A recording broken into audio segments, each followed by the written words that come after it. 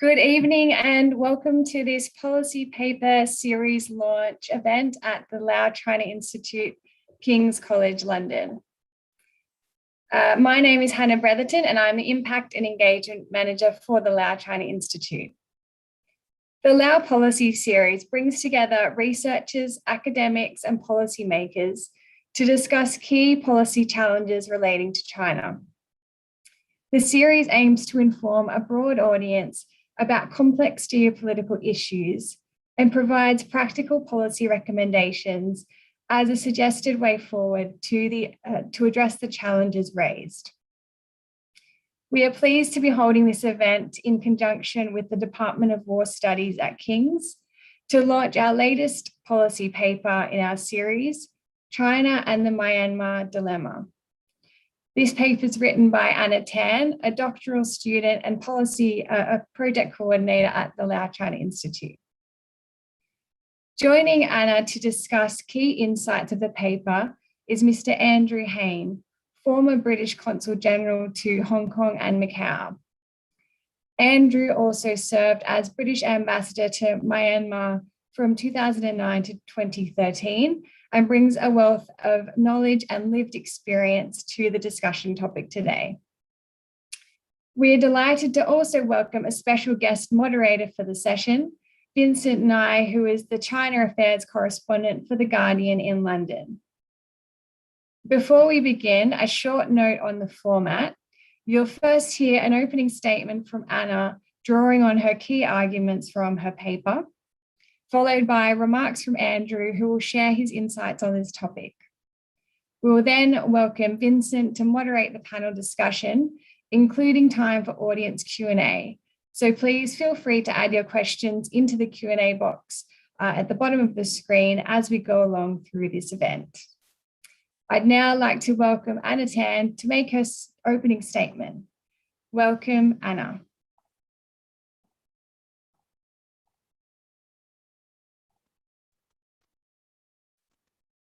Thank you, Hannah, for the kind introduction and everyone here in the audience joining us to be part of this conversation. As a China scholar, my inspiration for this policy brief is to challenge the easy misconception that China's relationship with Myanmar over the past 10 years is generally black and white. This idea that China being the naturally Machiavellian actor and Myanmar being the indefensible victim. But the relationship between the two countries is more complex than we realize, and there is more nuance to China's policy than it is generally discussed in public discourse. In fact, when we turn back the clock 10 years ago, China was a significant factor in the civilization of the Burmese state and its consequent democratization. The reformist elements within the junta desired to counter the country's overdependence on China and gain political legitimacy as reformers. Whilst it's common knowledge that China has vetoed on several occasions at the UN Security Council regarding resolutions on political liberalization in Myanmar, at the same time, Beijing has also been instrumental in enabling the entry of UN special envoys to the region. And whether we like it or not, it is clear that it indicates China's cooperation is critical in making diplomacy conducive and in many issues in international peace and security. From 2011 to 2021, whilst most attention was focused on democratization and regime change from most actors within and without the country, which were almost treated as panaceas, neither peace nor stability has been achieved. And in fact, Myanmar's state had increased in fragility even before the coup.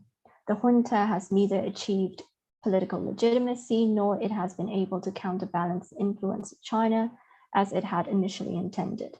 In the present day, China has an even more complex relationship with the country. It has the power to provide diplomatic protection amidst global opprobrium to the junta in the same way that it did for the now deposed NLD government during the Rohingya crisis. Yet at the same time, due to Beijing's support for some of Myanmar's ethnic armed groups along its borders, it maintains some antagonism with the junta. This policy brief draws data and insight from academic research papers on China's multilateral behavior, independent reports on China's activity within Myanmar and its Belt and Road activities in the wider region, as well as from my own previously published research on Western diplomacy and development policies vis-a-vis Myanmar for the past 14 years using primary data from a wide range of expert interviews.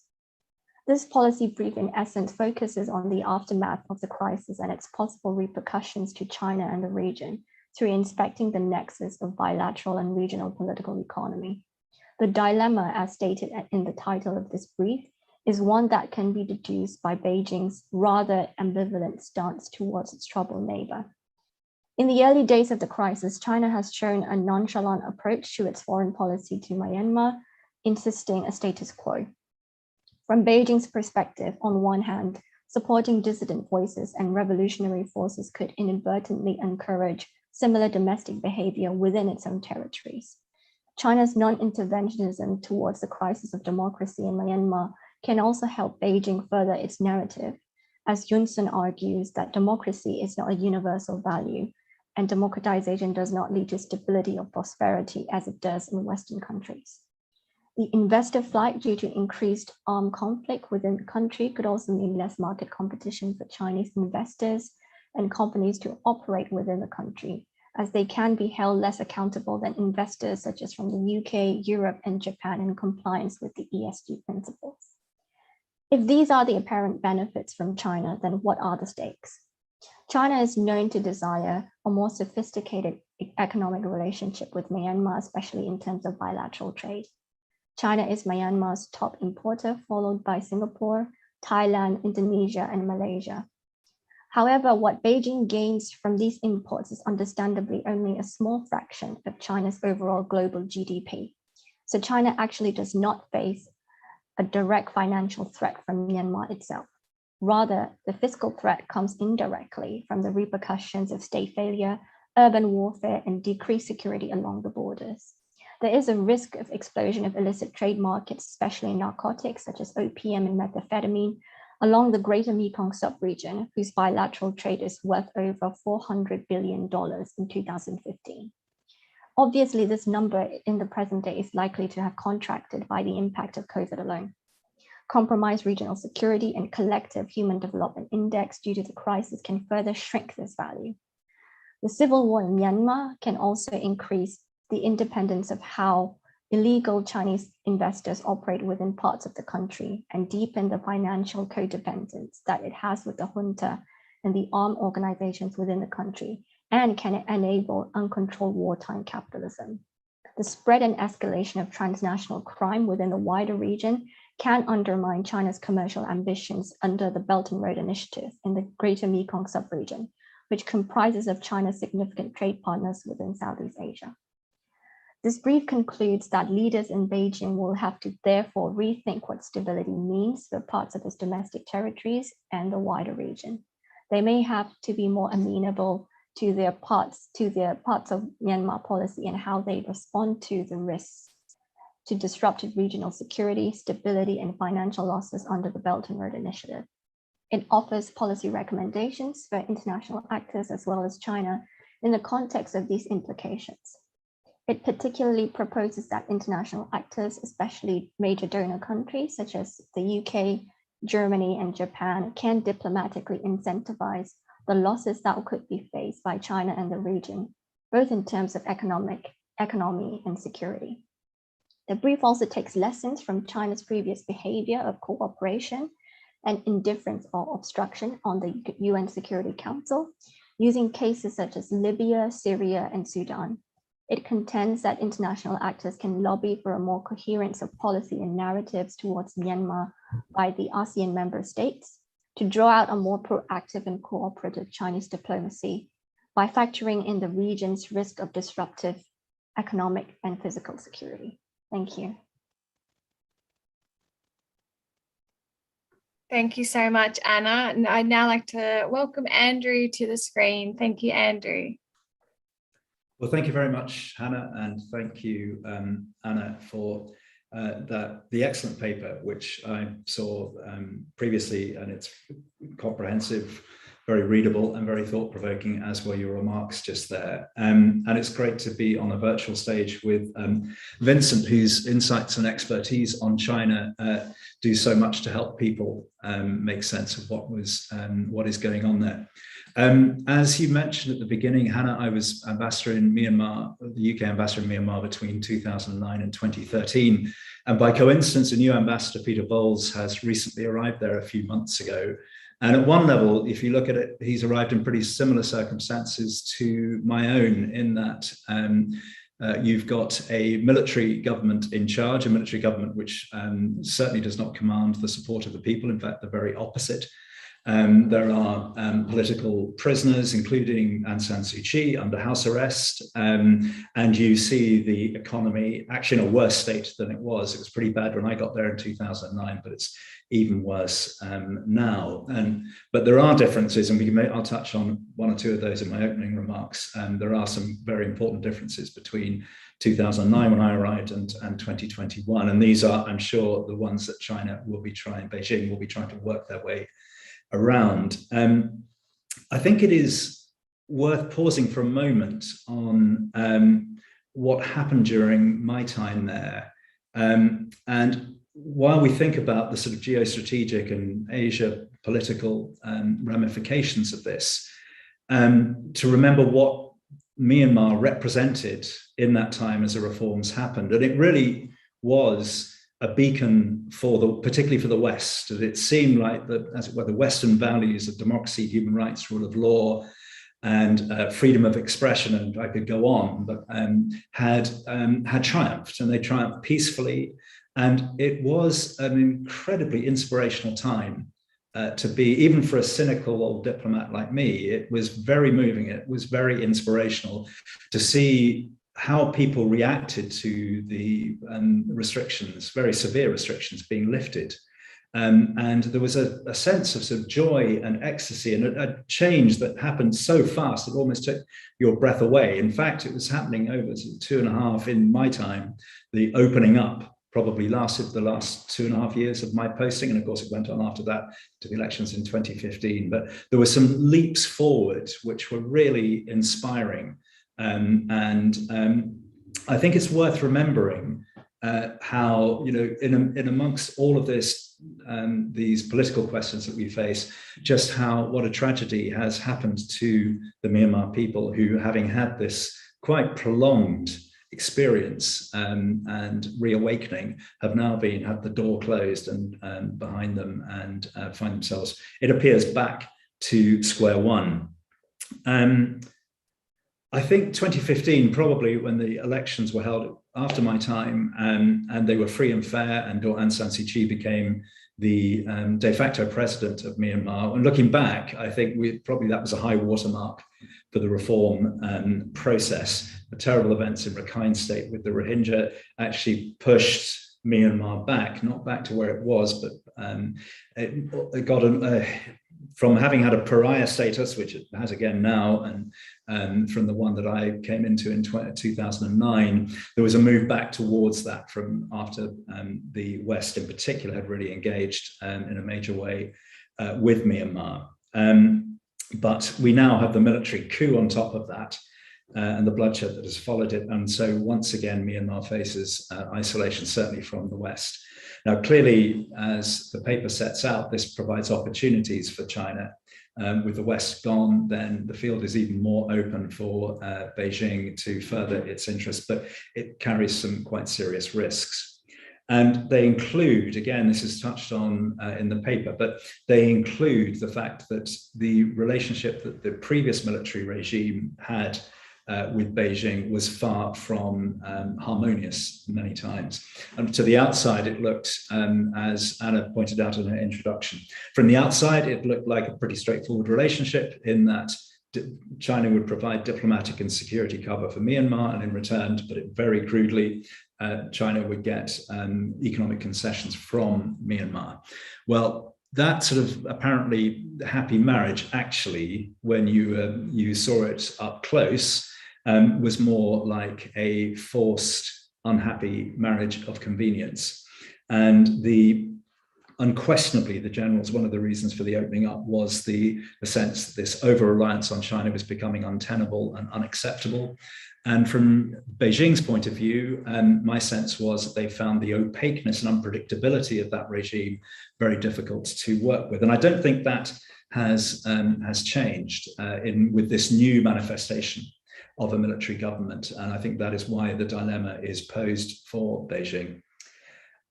I think the other worry that Beijing had at that time was that by opening up to Western influence and looking down the barrel potentially of an Aung San Suu Kyi government, would that be very detrimental to Beijing's interests? And in fact, as we know, it wasn't. It turned out not to be. Part of that was driven by the stepping back of the West because of the Rohingya crisis, which again left the field more open than it had been. But on top of that, Aung San Suu Kyi was careful to reach out to China. And I would just like to use two very brief examples of how that manifested itself, even during my time there. So we've still got the military reforming government in charge, as Aung San Suu Kyi is leader of the opposition at this point. The first one was back in 2012, when out of the blue, President Thein announced the suspension of the Mitsoni Dam project up in northern Myanmar. Now, this is a massive Chinese project. It was, I think the estimates I've seen, it was worth in excess of $3 billion US. And it was widely assumed by me and people like me that Beijing had been briefed on this before this sort of shocking announcement was made. I mean, it just, as I say, it came entirely out of the blue. It very soon became clear that that hadn't happened at all. And in fact, my Chinese colleague at the time there was no official announcement of this, but we understand that he was withdrawn to Beijing to be asked, what on earth were you doing allowing this to happen on your watch? I suspect it was nothing, no fault of his. I think nobody knew apart from a very inner circle. And talking about the unpredictability of the military regime, I think that demonstrated in one of their predecessors what that could mean in terms of hard economic facts. Shortly after that, there was, in this new opening up Myanmar, there was a very concerted campaign by a group of activists and protesters to protest about a Chinese company's mining contract, which had been signed between the generals even before the reformers got their hands on the levers of power. This contract went back a fair way. It was widely considered to be hugely advantageous and unfair to the Chinese company.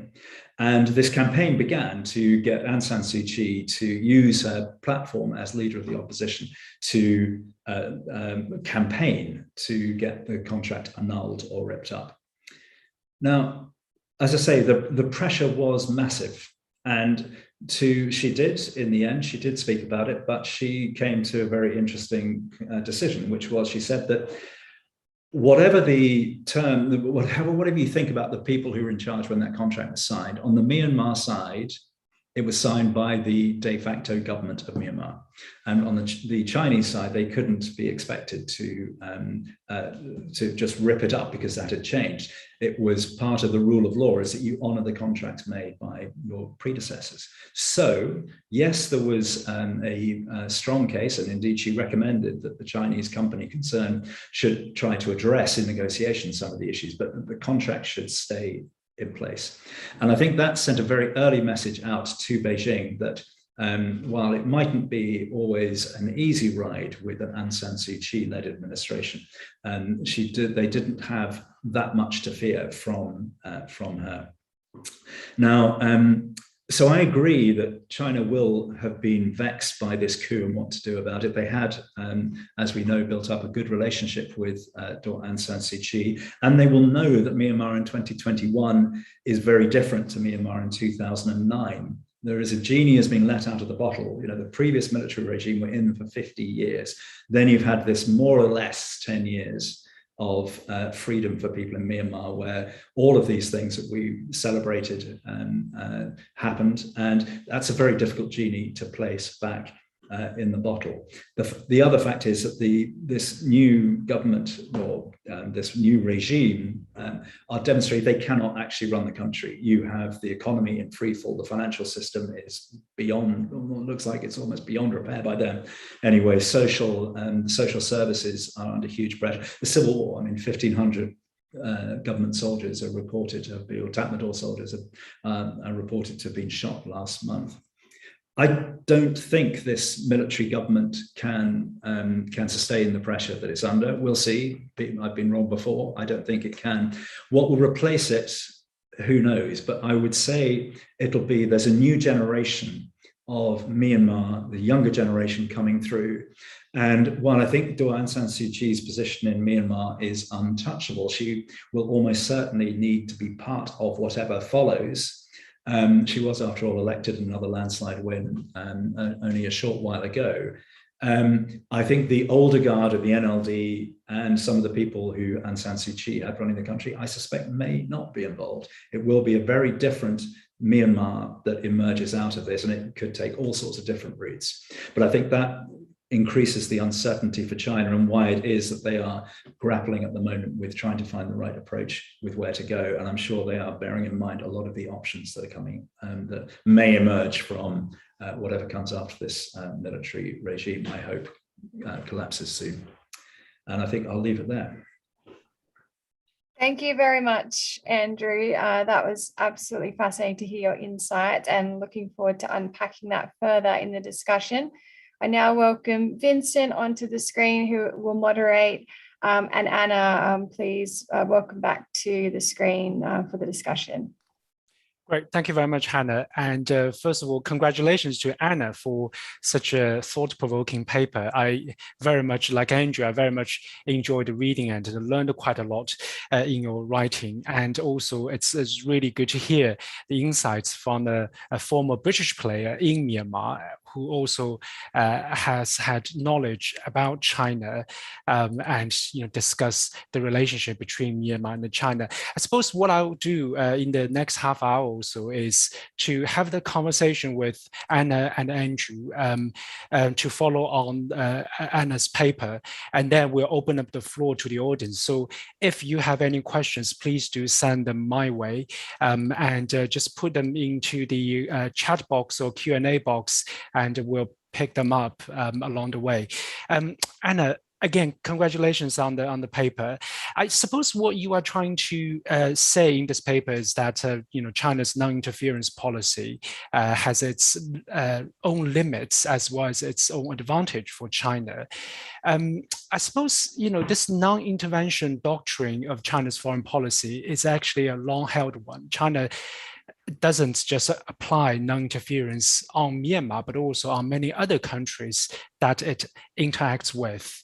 I wondered, apart from the non-interference bit of Chinese approach to Myanmar, what else could have explained China's hesitance in intervening further into Burmese Myanmar affairs? Could you tell us a bit more about your thoughts on that? Thank you, Vincent. I think you're definitely picking at the heart of the dilemma that I've addressed in this brief. If Beijing starts supporting dissident voices and restoration to democracy, as is the official line of many Western governments, it contradicts the CCP's domestic and international narrative about how democracy is not for everyone. And clearly, the last thing that the CCP wants is to inadvertently encourage the Chinese population within their own territories to believe that political liberalization is a good idea and fundamental freedoms can provide a better way of living, especially when it's worked so hard for many decades trying to prove otherwise. But by sticking to non-interference, it's overlooking a very unstable neighborhood in the midst, as you have correctly pointed out in your recent Guardian piece on North Korea, Afghanistan, and Myanmar. And to intervene and to risk instability inside, politically speaking, that is what Beijing will face. But if it doesn't intervene, and it will risk instability outside, both politically and economically speaking. So that's a tough choice that Beijing needs to grapple with. And that can explain its cautiousness. But caution can easily slip up as paralysis or negligence. But when you say interference, what are you expecting China to do? I mean, if you are sitting on, next to a very volatile country which just experienced a military coup, and you are not even sure what this military junta government is going to do, what's Beijing's policy choice when it comes to Myanmar? Could you unpack that question a little bit more? Right. So what I'm trying to say is, China is sitting on the, Myanmar is China's neighbor, right? When you have a volatile neighbor which just experienced a military coup, and you are not even sure what this military junta government is going to do for the country, what policy choice China has? I think it has a lot of leverage, given the proximity that it has in terms of the relations with the now deposed NLD government, and the junta and NLD politicians and the junta, as well as the ethnic armed organizations, and some of whom are part of the revolutionary forces fighting against the junta. And most countries in ASEAN, like many other countries with significant China relations these days, also have this economic security dilemma with China, such that they generally do not want China to be an overwhelming influence, but yet at the same time enjoys the economic benefits that it has with China. So we have seen that ASEAN's response has been fairly incoherent and divided, which also explains why China can pursue its own unilateral policy towards Myanmar. And we have seen this from China's previous behavior through in the Middle East, vis-a-vis the regional groups that we've seen in the Libyan case, in the Syrian case, in the Sudan case. So in terms of like the choices that they face, I think it will have to do a lot to do with how it interacts with the regional groups. And I think the less coherent the regional groups are, I think the more leeway China has to get away with whatever it wants. Interesting. Thank you very much. Andrew, I wanted to bring you into this conversation. Nowadays we talk about China and Myanmar, and about a decade ago we talked about US and the UK and Aung San Suu Kyi. Is the West still playing a role in Myanmar at all? I mean, is there any influence Western government can exert beyond sanctioning, military junta government? Yeah, it's a good question, and I think there is a sort of, I wouldn't say quite go as far as say it's a crisis of confidence in the West, but there is, I think, not just about Myanmar, but recent events have clearly made people rethink quite seriously. Afghanistan being the most obvious example of that. There was a period, I joined the Foreign Office in 1989, the Berlin Wall fell, and the next period was a period where the West seemed to be in the ascendant. And clearly things haven't quite worked out as they appeared it would, and particularly with, for want of a better phrase, the exporting of Western values. In the case of Myanmar, there is, I think if this had happened, let's say, straight after the 2015 election, I think the West would certainly have had more influence, because it would have been, it was fully engaged, re-engaged back in Myanmar at that point. Because of the partial, and there were, as we know, there were extremely strong factors behind the reasons for the West stepping back from Myanmar with the Rohingya crisis. The West had voluntarily given up a degree of influence in Myanmar, and as I say, there were good reasons for that. But I do think the West does still have some influence. As if you look at it, there are multiple ways that one could talk about it, but certainly, ASEAN countries are keen to have a good relationship with the West. They're having regular meetings with the West. So during those meetings, things will unquestionably, people will be saying from the Western side to ASEAN, what are you going to do about Myanmar? Because if you appear to just take this as a fait accompli, then what does that say for you and your values and our relationship with you? As Anna has already mentioned, there is the influence on China. And, the fact is, when we talk about sanctions and asset freezes and statements, I can see how to many in the outside world, it looks like, well, so what? What is it actually achieving? But there is a message that's sent through that. There is a message about the illegitimacy of a military government in this way.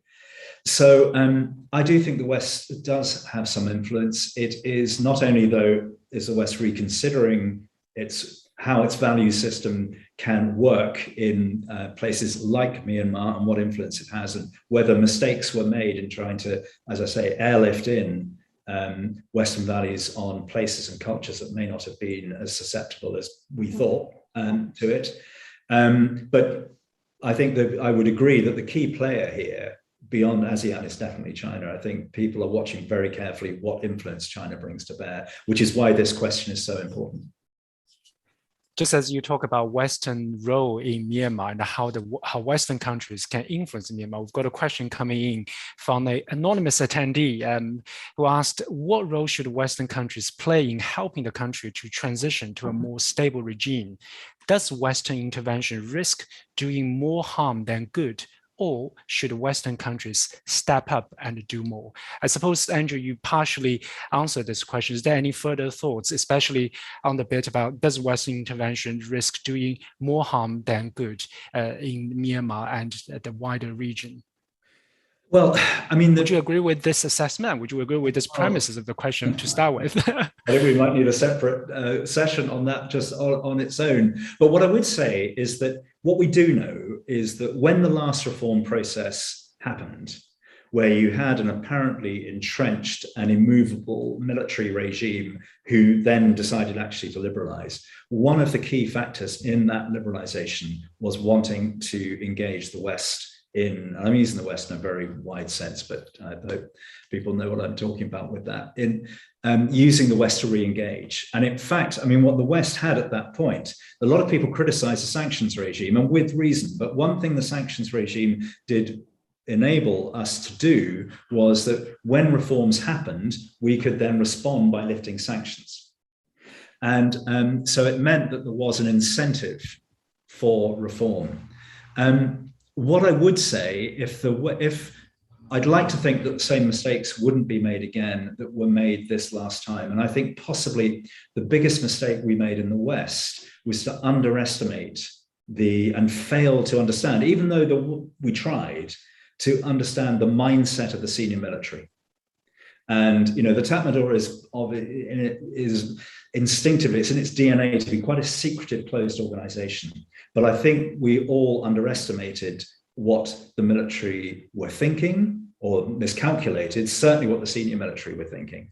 So and I think separately, what has happened in Afghanistan has made everybody think, and I'm sure people are saying that they should have thought about this a long time ago, about how do you engage with quote unquote Western values in places where the culture, the traditions, the religion, so many things may be different. So I would say there will be a lot of lessons learned from the first phase of re-engagement with Myanmar. We'll see what comes next. But what I would say is, if you look at what the National Unity Government want and the protest movement want in Myanmar, they want democracy, they want the rule of law, they want freedom of speech. These are values which perhaps, Western values with Burmese characteristics, Myanmar characteristics might perhaps be a more positive way to look at it.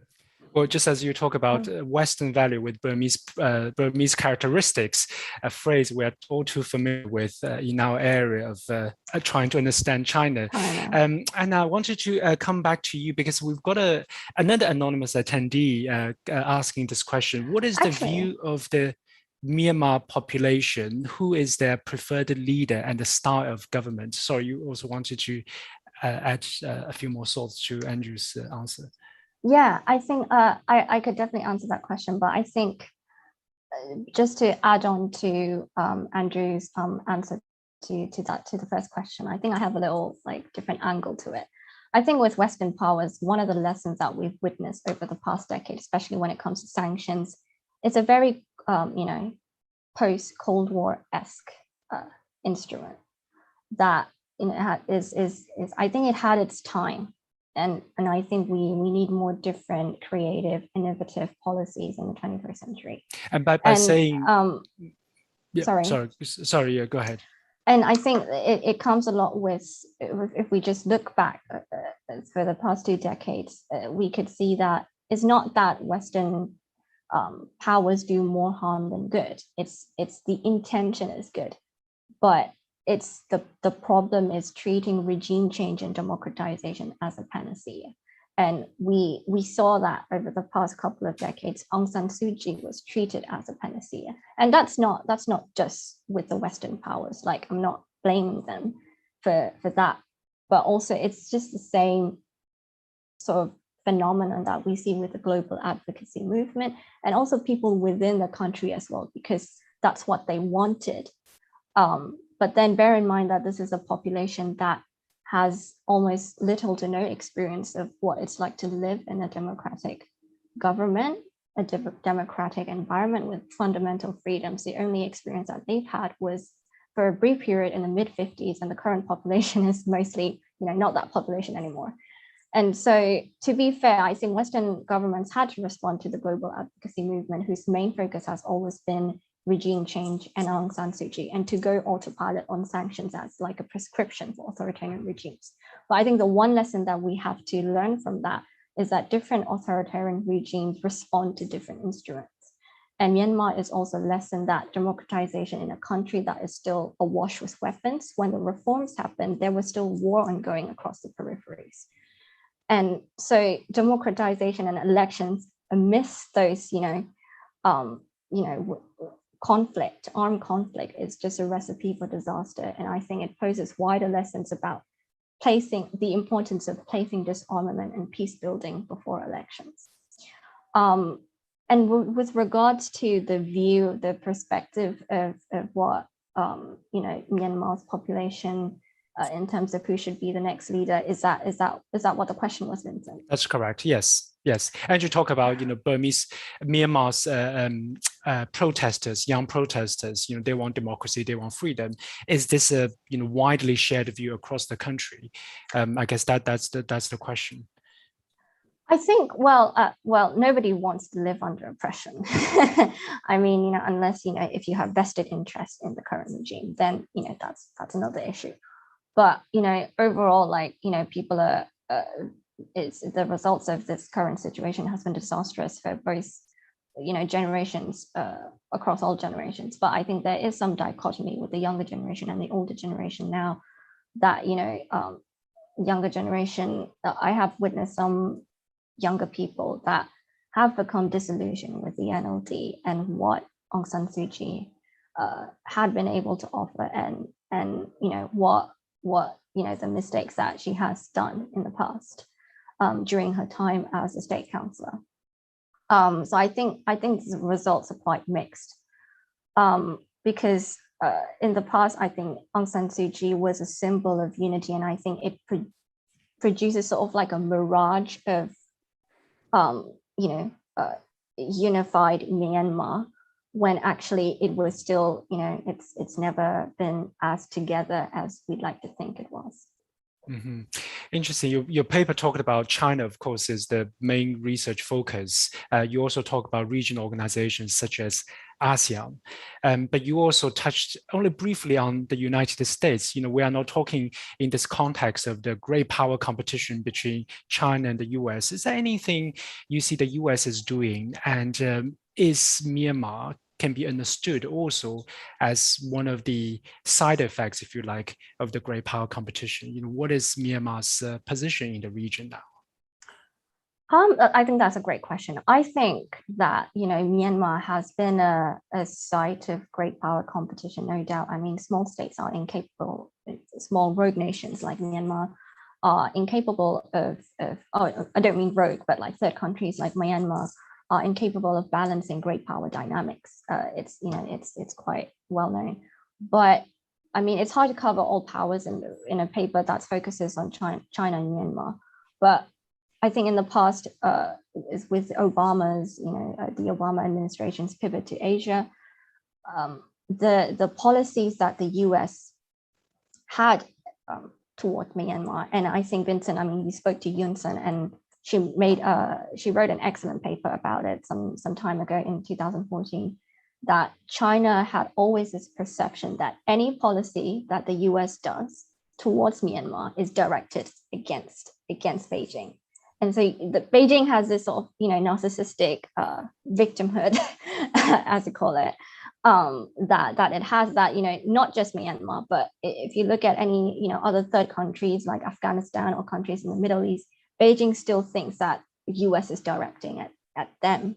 But the problem is, it's not about them. It's about that third country.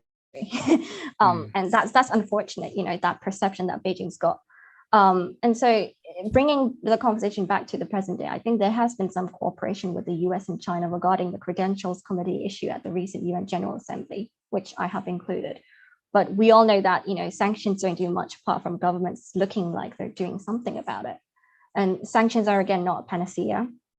And also because Myanmar, in terms of geographical proximity, it's less of an urgent issue for the US than, say, for the UK. And even for the UK, it's not as an urgent issue than, say, for the ASEAN. And I think if we look at countries like El Salvador or Venezuela, the US might be more inclined to have more constructive and proactive policies. There is, though, however, some progress in Washington conversing with Beijing. So I think it might now need to converse with Moscow. Interesting. When you talk about Russia, it's always exciting, another exciting topic. Andrew, I wanted to come back to you on, from the perspective of veteran diplomats, you look at this reshuffle of power players in Myanmar. Anna's paper was about China, and she ended her answer with a brief thought on Russia. What is the sort of British perspective on this new kind of playground for great powers? And also, of course, India is also another power on Myanmar's border. Well, which I hope will be welcome. As I've left the Foreign Office now, I'll not give the British perspective. I'll give you my own. And so I don't know what they think. Former veteran, British diplomat. Yes, former veteran. Well, I'm still the veteran, but anyway. But so this is a personal view. Russia, I think, is a really interesting is one word for it. Let's look. It feels like they've taken on the role of disruptor and opportunist. And why have they done that? Well, I think it's in terms of getting influence and helping to debunk, as it were, this idea that the Western values are, that the West is on the march and unstoppable. And so every failure, be that in Syria, be that in Myanmar, be it wherever it might be, of the West is of benefit to Russia, and it has their attention.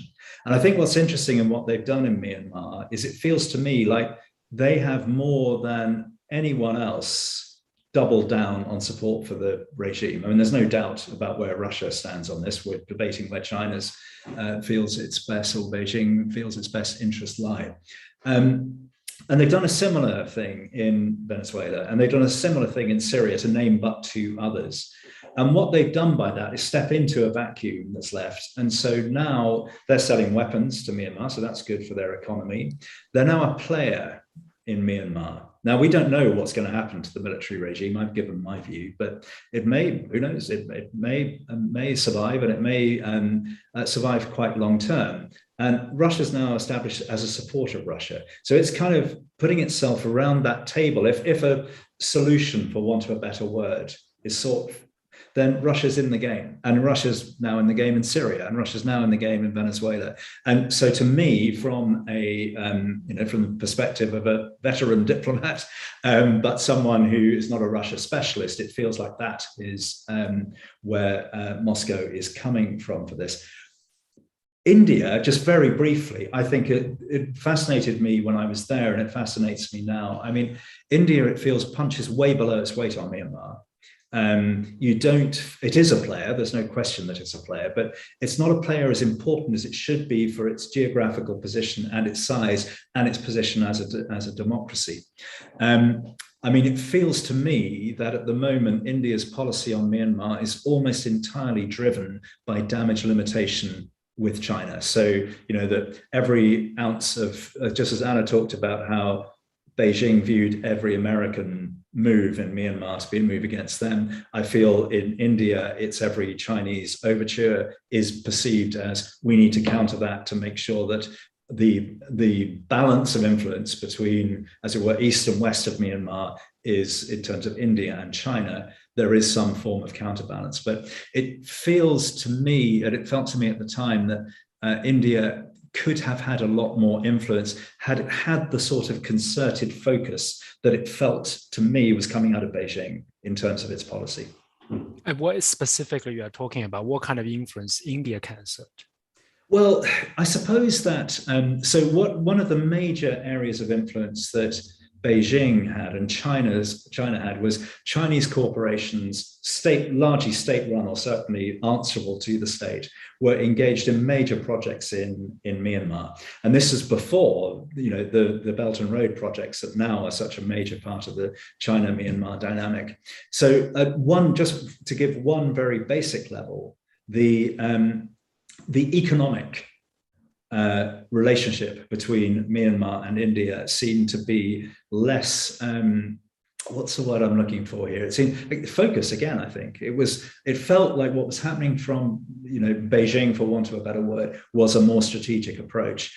And the same, I felt, was happening with the high-level visits between India and Myanmar, was it felt as though Beijing had a rhythm and, the links were at all different levels. I may be being slightly unfair to the Indian government, but it didn't feel as if there was a strategic planned approach in quite the same way when it came to Myanmar. Just as you are on the power players in Myanmar, we've got two questions actually from Thompson Chow, who is a journalist in Yangon right now. Thompson, thank you for dialing in. To Andrew first, the NLD government provided Chinese-backed infrastructure projects, the stability and the social political capital, and improve the economic and environmental governance. Now we are back to the old times where Chinese projects are facing enormous public opposition. How might China seek to mitigate the resentment? What is the future for responsible investment, Chinese or otherwise, in Myanmar? Wow. Andrew, would you like to? Well, give it a go. The problem is that when you remove good governance and when you remove accountability, there were questions asked about the NLD, the Aung San Suu Kyi led government. But there was accountability. People had to answer to somebody. When you remove that, then you remove the incentive for people to act responsibly, including in investment.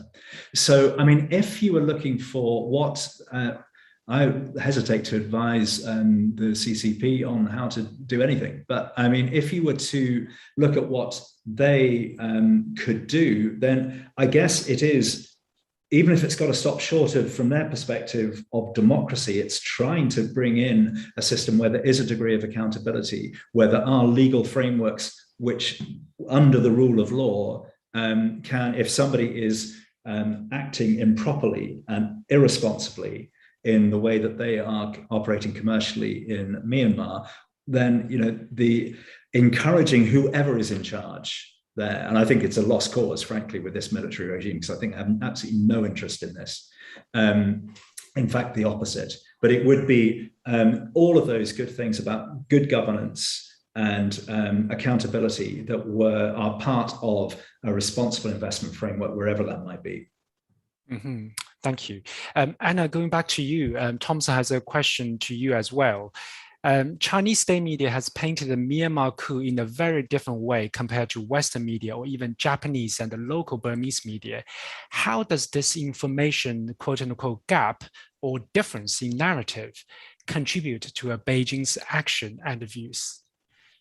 That's a very good question, Thompson. Thank you for your question. I think Beijing knows exactly what's going on.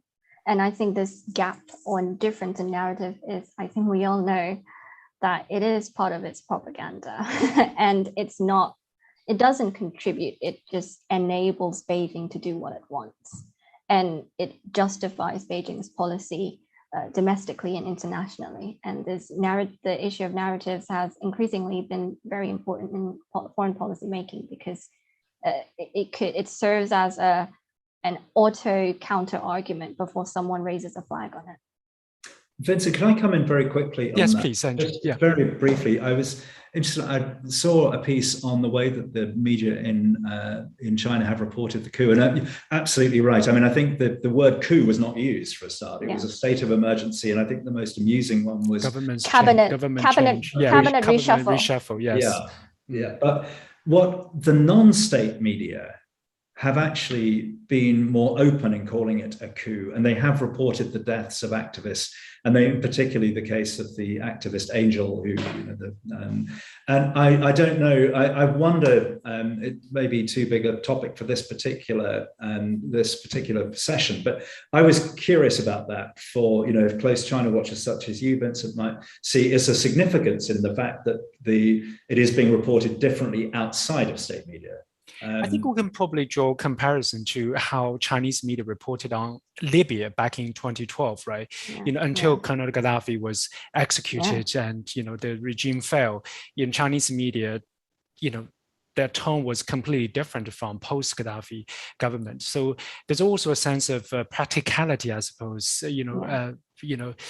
Being sort of more kind of practical, in terms of reporting on these events, because it was quite fluid, certainly in terms of the Libyan crisis. I guess, like you said, Andrew, this is another topic we can discuss for hours and hours. I was one of the journalists covering the Arab Spring, so at the time I was actually also following how Chinese media reported on the entire Arab Spring, how their tone changed pre and post all these regimes, older regimes, put it this way, and also how when Arab Spring turned into so-called Arab Winter, how the media's tone shifted as well. But anyway, I think you raise a really interesting question, Andrew, and I think it's very worth exploring further. Anna, just stay on Beijing. William has a question. William Hambring Tennyson has a question. What are the institutions and the structures Beijing deploys to deal with Myanmar? Is it army? Is it foreign ministry? Neighboring provinces? Surely there are conflicting views on how best to respond. How best to respond that are associated with different centers of interests. What are likely to prevail? Would you like to give it a go? Yeah, thank you, William, for your question. I think that's an interesting point, because if we look at China's interactions with the insurgent groups along the borders, like China, parts of like Shan State and the Karen State, neither the NLD during its time of rule had much control over these areas. Neither did the junta, and it still doesn't. And these areas are increasingly becoming areas where illicit Chinese investors are becoming more independent to operate, and they have this codependency with the junta and the revolutionary forces in terms of funding for their war. And I think Beijing in the past has always had to send. I spoke to a former diplomat that is still currently based in Myanmar for this paper, and they were basically saying they've been to the border and they've actually spoken to the Chinese, and they don't want to send the PLA down the borders because it's expensive. And I think that's one of the points that I wanted to make, that they'll have to do crackdowns when these illicit networks spread in the aftermath of this crisis, and it's going to be expensive for Beijing. In terms of how it deals diplomatically, I think it has relations with the ASEAN, as well as Chen Hai, who is the current ambassador, I think, in Myanmar, and he has shown to be very unwilling to interact with his Western counterparts. So I think there's also that gap of narrative that the foreign minister wants rejuvenate its relations with the US and the West. And then on the ground, they're still not interacting and they're still paranoid. So I think Beijing's responses have been very confusing, and I don't think that there is enough coherence even within its own party. Interesting. We have another question coming from the audience to Andrew. As a former British Consul General in Hong Kong, another part of the territory that has seen conflict and a youth-led revolution, do you see any similarities between these movements? Yes, I do. I mean, obviously there are major differences as well. But I think the similarities were, firstly, actually the age of the people involved, and that is the first one. But the second, I think, was the use of social media and new tactics in order to protest. And I mean, what we saw in Hong Kong was an extraordinary ability to organize using social media by the protesters. And we saw that rather replicated in Myanmar, where you'll be aware of this phrase, "move like water," which I think comes from Bruce Lee films, that the protesters would move very fluidly and very quickly, and wouldn't just sort of all demonstrate in one particular place waiting to be dispersed. They would move around. And I think we saw this in Myanmar as well. I think that would be the most striking similarity. Also, I suppose the other one, which is, I certainly would say it was the case in Hong Kong, slightly less so in Myanmar, but I think it still was a factor, is this idea of a leaderless movement. Now, in Myanmar, there clearly is a leader in Aung San Suu Kyi. We've touched on whether, when all this, if things change and representative government returns to Myanmar, where Aung San Suu Kyi and some of the NLD elders will be placed in that. My sense is she in particular will be part of whatever comes after this, if it is representative government. But, there are fewer obvious leaders in the case of the National Unity Government than there might otherwise have been. Although that said, you have people like Dr. Sasa and the members of the National Unity Government who are perhaps could be described as more figurehead figures. But no, I would say those two things would be perhaps the similarities I would highlight it first of all between the two. We're nearing the end of this webinar. Anna, I wanted to end this webinar on you. Is there any hope for a more democratic, more open Myanmar for the future, as you have done so much research on this country and in its relations with the rest of the world? To put modestly, I wouldn't call myself, I'm a China scholar, I'm not a Myanmar scholar. So I could only offer what the view is from Beijing. But in terms of how the dynamics are going on within Myanmar, it's hard to predict.